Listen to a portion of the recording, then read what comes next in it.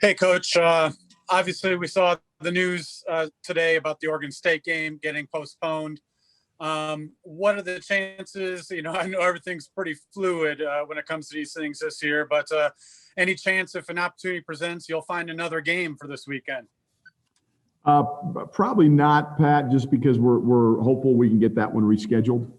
I think if this were later in February, towards the end of the season, the answer would be yes, we'd try to find one. But, I definitely looked at all the Front Range schools' schedules this coming week, and I think Air Force would be the only one that would make sense. I don't know if they would want to play, but I think right now we'll just postpone this game in the hopes of playing Oregon State again at a later date. So that we're in conversations with the Pac-12 office about a couple other options at this point. Probably not for this weekend, but maybe for early next week. We'll see if those come to fruition. A lot of, schools are involved in those kind of things, so you got to see what happens. But yeah, I promise you, our attention is at Oregon on Thursday, not Saturday. But that's where we're at.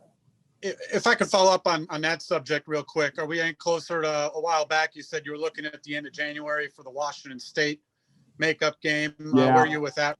I don't know where maybe it's not been announced, but we've got a date, the week that we play Utah at home is when we're supposed to play Washington State, to my understanding. Next question from Jacob Toby.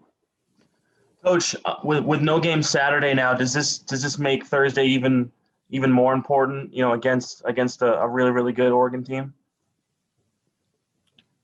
I don't know if it makes it more important. I just think, look, you better take every advantage of playing when you have the opportunity to play. And, we learned that last year at the end of the season when we lost our last game to Washington State in the Pac-12 tournament. That was the last game of the year. And, and you never know when that last game's going to come. And last year, we didn't know it. This year, you don't know it. You don't know what tomorrow's going to bring. So we just have to, number one, get to Thursday night, get to the tip time at 9 p.m. in the Mountain Time Zone, which is a late one. But I wouldn't say it puts any more important on it. But there's no reason why we shouldn't empty our tanks. We not that we wouldn't anyway, but there's nothing on the horizon after Thursday until the next week. We know that probably. So empty the tank against Oregon. That's what we got to do.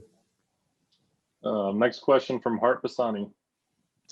Hey, Coach. I know the game's 2 days away, so you got some time to figure it out. But in terms of availability, right now, what do you think the chances are of Dallas playing? And do you have anybody else at risk of missing that game? Don't know about Dallas right now. And right now, we expect all hands on deck outside of Dallas. We'll see about him, but no, I really don't have any updates for you, I guess, other than, I expect to have the same team for sure that we had against USC and UCLA. Next question, Neil Welk.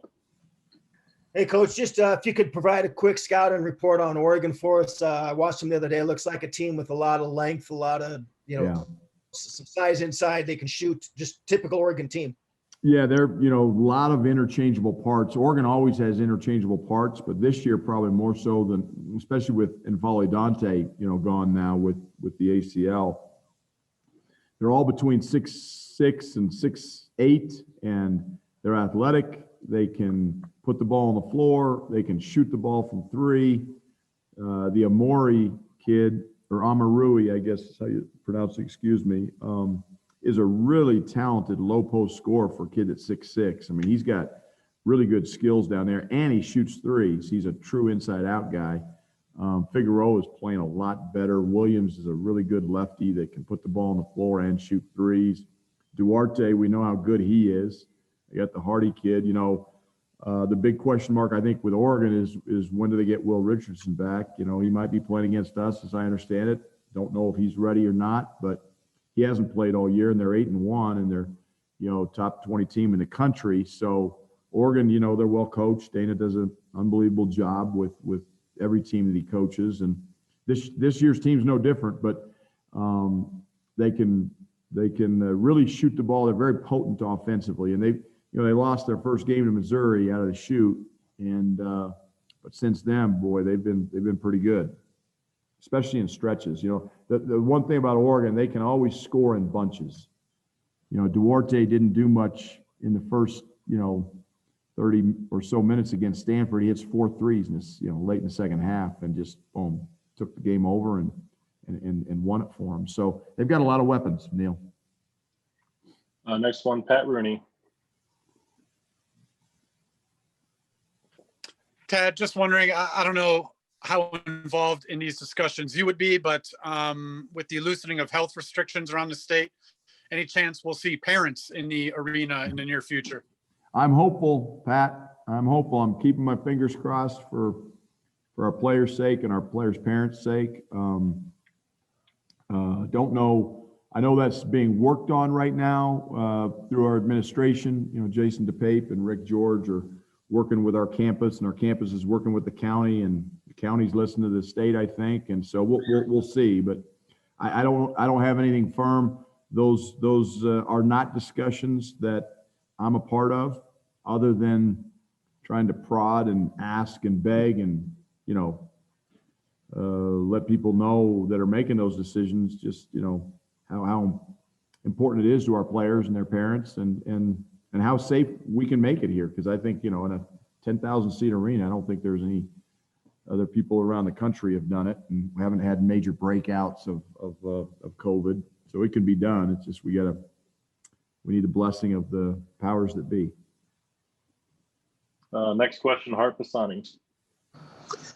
Hey, Coach. So along with Sean Miller at Arizona, you and Dana Altman are kind of the long-standing tradition of, every year you guys are going to be there since y'all have been coaching your respective positions since 2010. Just talk a little about the relationship you have with him and what he brings as a coach to Oregon. Yeah, my relationship with Dana has grown, I think, through the years, for sure. I was an assistant at Wichita State when he was at Creighton, so I've certainly followed him and his career. I remember when he was, he was hired at Oregon the same year I was hired here. So I've got a lot of respect for Dana. I think he's a good coach. His team, his teams get better every year as the year goes on, and I think, to me, that's the testament of a really good coach. And they don't change what they do, but their players change, and he's got a system that works, that's been very effective. And again, I've got a lot of respect for him. He does a great job, and he recruits really well. The one thing about Oregon, you don't go there if you can't play. And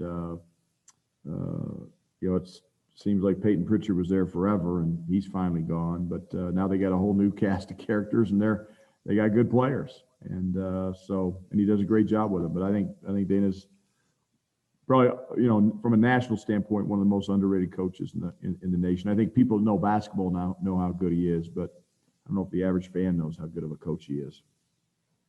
And we'll go one last one with Pat Rooney. Coach, I had one question about Desean Schwartz. Obviously, he's shooting the ball pretty well from 3 at this stage, but looking back at those games, especially in Los Angeles, he had several good opportunities, driving to the basket, getting to the rim, unable to finish. What does he have to do to kind of finish those plays? And obviously, a lot of those chances would have given a big boost to the team. Yeah, Pat, it's a good question. I don't know if they have the answer. I think maybe it's concentration. Maybe it's just, we got to work on it in practice, scoring through contact, and I think sometimes some players that drive to the basket are driving to draw contact, and they're not driving to put the ball in the hole. McKinley Wright's a good example. When McKinley Wright drives, he's driving to score. And I think sometimes when Desean gets in there, he's almost expecting the contact, and when it doesn't come, he's maybe a little off balance, or he's expecting the contact happens, he's expecting a whistle, the whistle doesn't happen. Sometimes a whistle does happen and he doesn't finish it. I mean, it's just, he's a very capable finisher. We've seen that in practice. We've seen that through the years, but yeah, he's having a harder time this year for whatever reason, finishing in the lane. If you look at his 2-point field goal percentages versus his 3-point, they're staggeringly polar opposites. And so that's the part that I know he's capable of. I know he wants to finish more and finish better. And the key is getting him to the free throw line because he's a good free throw shooter. And but I thought against USC, he had 2 opportunities for and ones. And, you know, he missed them both, but he made both free throws. But those 3-point plays the old fashioned way are sometimes they're good to get. They can really help your team. But hopefully that'll start happening for Desean.